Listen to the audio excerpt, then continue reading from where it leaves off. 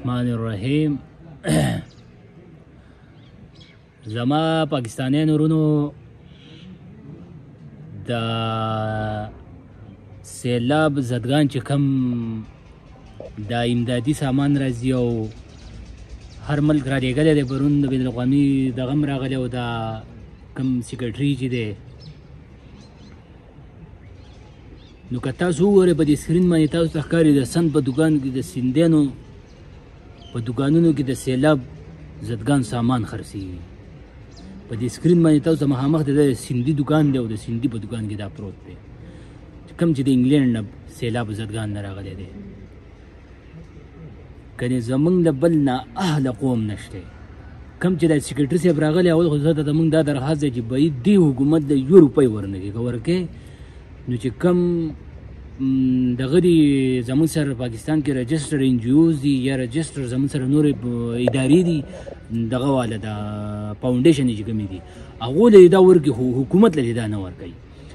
ځکه چې شیرجیل د پیپل پارټۍ شیرجیل میمن چې کوم دی په هغه باندې د 400 ارب روپو د کرپشن د کرپشن کیس دی الزام نه کیس دی نه زمونږ عدلیه هغه ته سزا وري په عدالت کې دغه شان پټ شوی ځان یې بیمار کړی و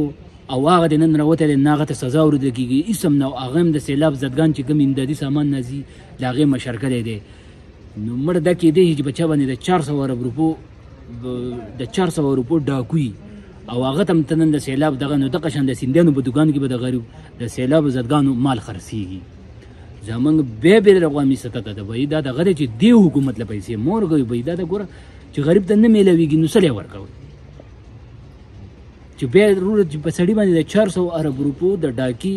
یو ډاکو یې 400 ارب روپو او ته هغه مشر کړي نو دا به خرڅوي نه دا به دغه شان په دوکانونو کې خرڅېږي دغه شان به خرڅېږي. بلوچستان حکومت دا موږ دا چې باید تاسو نه 35 روپۍ ورکړي دی حکومت او بلوچستان ته داسې پرېښودو